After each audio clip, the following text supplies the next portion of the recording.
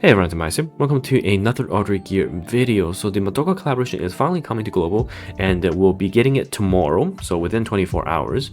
And I'm here to break it down to you, the units from the collaboration, the banner system, and which units are game or meta defining, and hopefully help you plan out your polls for the upcoming collaboration. So the Madoka collaboration for Artery Gear is actually technically the third collaboration because across the different servers we've had Ryza into Frame Arms Girl and then Madoka, but due to how global schedule is working, and we are going to have Frame Arms Girl after Madoka later on, but Madoka is our next one, and she is a meta definer 100%.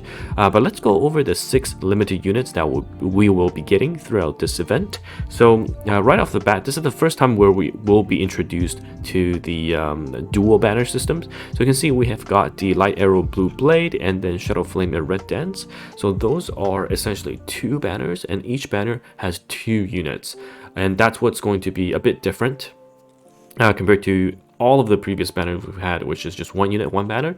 You can see that it's still 90 pulls to secure a guaranteed unit off of the banner, and because we have 2 units in this banner, you'll be getting this exchange token, which you can use to choose either unit in this given banner. So you can see there the color is different in this one, and the color is different here. So you can, if you pull Madoka, you can choose Sayaka. If you pulled Homura, you can choose Kyoko, or I forgot her name, but the other one basically.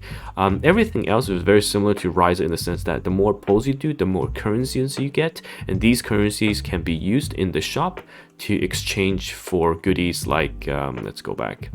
To exchange for goodies like the unique equipment and the skill chip materials. However, global is going to be a bit different. You'll actually be able to empty all the unique equipments and the skill chips without pulling more than 10 pulls if you luck sack and get, for example, Madoka right off of that, right? And that's because we have a new unique mechanic where we can purchase with gems additional attempts to fight the extreme difficulty of the boss, which will give us currencies, or I think it'll be missions to allow us to exchange for this. So that's unique and exclusive to global. So we'll be able to exchange all of that, I think, for the price of 4,000 gems. And of course, if you only need to max 1 or 2, I think it's just free. Like, you don't need to exchange anything, or it's going to be like 1,000 or something gems to max 1 or 2 unique equipment, which is less than 10 pulls right here. So which is amazing. Okay, so with regards to which units you should be pulling for, if we go back, let's exclude 2 units first. First is the free Meganet Homura. The Meganet Homura is a 4-star, so not a 5-star. It's different from the Homura Akemi one. So this one is free. She's really, I mean, she's decent in raid, I want to say, but I mean, free is free. I'm not going to complain. And then you've got the Mami Tomoe. So Mami Tomoe is a pay-to-win unit. Essentially, how you unlock her is going through the, if I can find it, there will be a spending quest where, let me see if I can locate it on the Artery Gear info. Maybe not, but there will be a spending quest where you'll be able to, yeah, here we go, spend gems, and each temple also counts as gems, even though using tickets. You have to spend 72,000, which is, let me do some quick maths, which is in a total of 400 pulls. Yeah, 400 pulls to secure a max Mami. I mean, technically you don't need the last step if you use Bonbon, which is fine in my regard, but Mami is a super strong cleaver that actually gets overshadowed by Madoka. Okay, and this brings us back to, you know, if in this event you're not a paid win player or you don't have enough resources, you can actually, you don't need to worry about Mami at all. In my opinion, Madoka is just better, and also in the CN and as well as the JP meta, Madoka is actually the one that is doing the most work at the moment. So going back to the banners, so we've excluded Mami and we've excluded Homura. So the 4 units left, Madoka, Sayaka, these 2 are in 1 banner, and the Homura, Sakura, sorry, that's her name.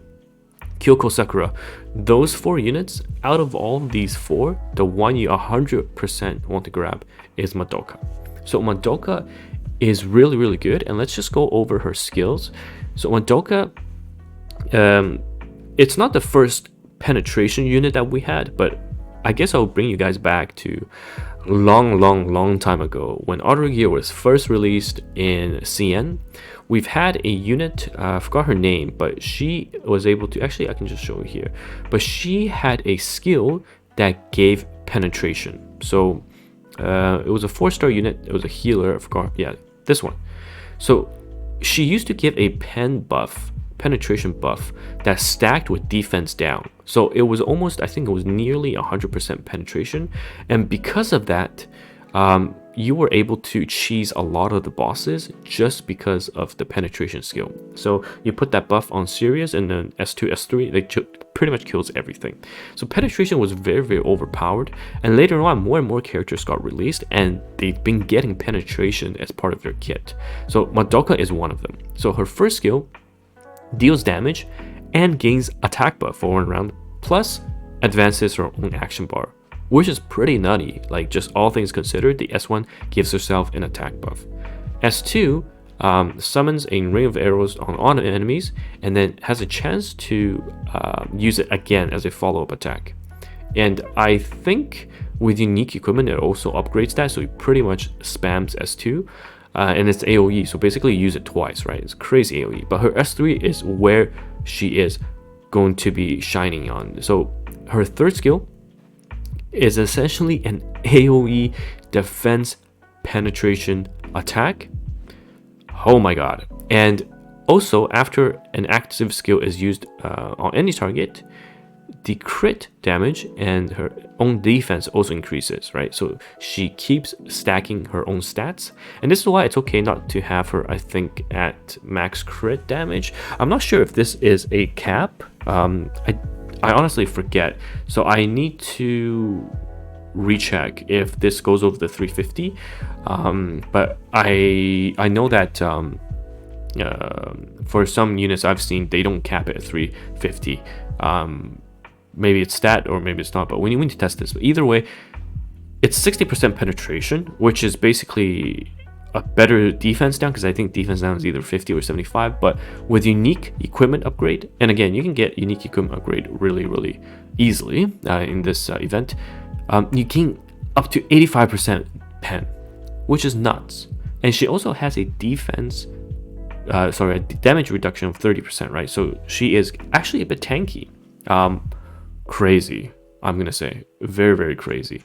So we've seen a lot of videos where it was the mommy show, where you boost mommy and mommy AoEs and your whole team is dead. But Madoka pretty much is the same thing and actually has better long-term usage, just because S3, it will nuke everyone. She has a self cleanse and also a the damage reduction built in. So very strong, very strong.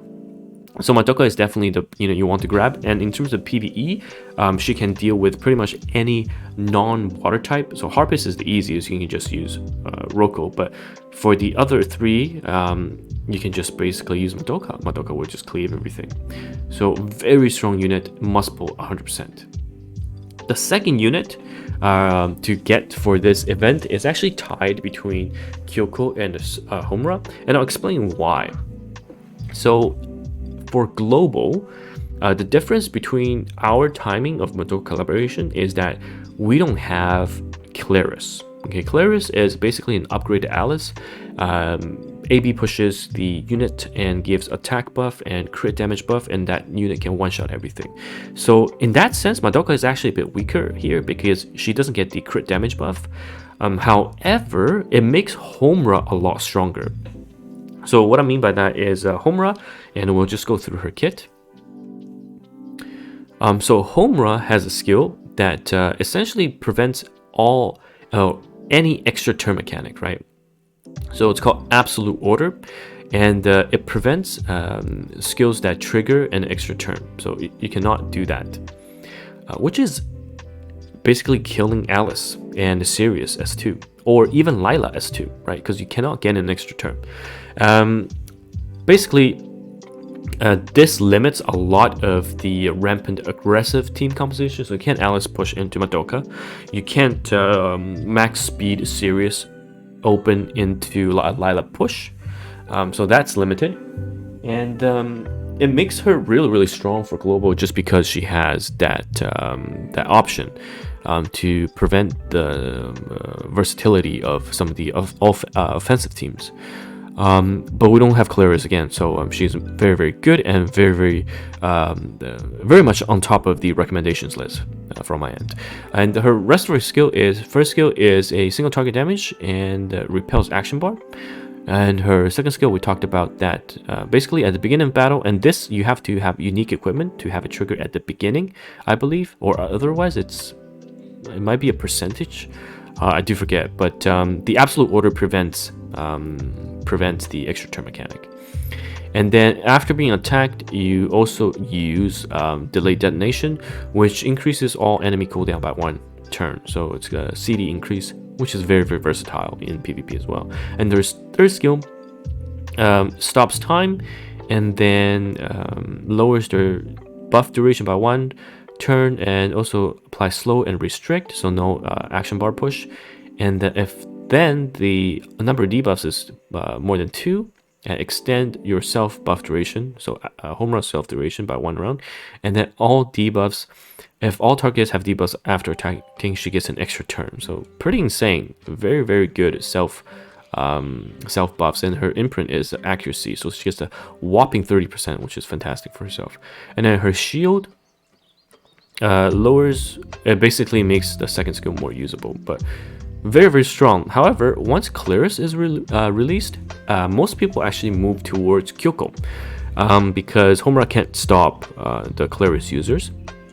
And Kyoko provides this extra defensive power for your team. So her first skill is a single target attack that restores 20% of her own missing HP and increases by 10% if you're attacking out of turn, which means if you're countering. This is fantastic because she has sustain, and you don't even need to run a lifesteal stat. Her second skill creates a 12% damage sharing passive ability, and when your ally is attacked, you get to use defensive ward, which applies defense buff and also grants yourself firepower attracted, which this is essentially similar to Jesse's, I think. Oh, no. Yeah, this buff is similar to Jesse's, where she'll take the single target attack, but on top of that, she also reduces damage taken by 16%, I believe. So that's really, really, really good in terms of having her as a tank and being on the team to support your own allies. And then her third skill is a AoE attack that is HP scaling, so your own missing HP, and grants crit resistance, which is fantastic.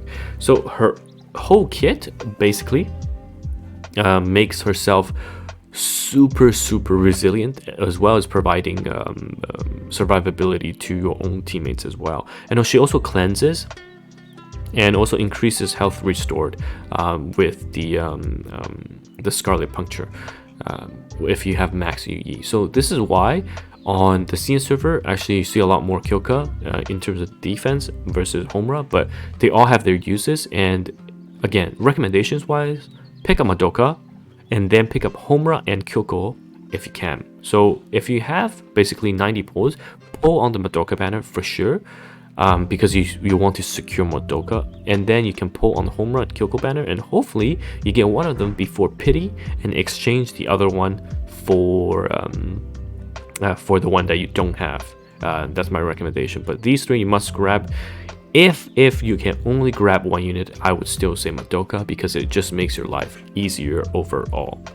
So yeah, Sayaka, I'll just go over her skills very briefly, but I don't think she's that good. Let's take a look. And she basically, first skill, slashes the enemy and causing defense down, and as well as applying a 50% chance hit rate when she is using this skill. So it's kind of like Nina, element neutral in the sense that you won't miss on, I guess, green units, which is okay. And her second skill summons large amount of cook glass around her, and then increases energy. So it's basically cleansing, gains crit damage buff, defense buff, and yeah, she gets a lot of buffs basically. And her third skill, HP scaling that penetrates and gains self-resistance buff. So kind of a mix between Kyoko plus, I would say, Madoka's S3. A defense scaling, I think, which will be a very, very strong unit later on, but just not on its release. The other units are just stronger. So that is my quick breakdown of the Madoka collaboration. Again, you need to go for Madoka. It's very, very meta defining, and she will be pretty much unstoppable and put BVB meta into almost like a speed RNG state until we get units like Frame Arms Girl Stylet to play around with her. But anyhow, I don't want this make this video for too long. Best of luck on your polls. Remember, tomorrow on the 20th, we also will get a lot of goodies. I think 20-30 polls in total. And yeah, hope your polls go well. I'm gonna be polling myself later on as well after work. And let me know your results in my Discord channel. And I'll see you guys in the next video.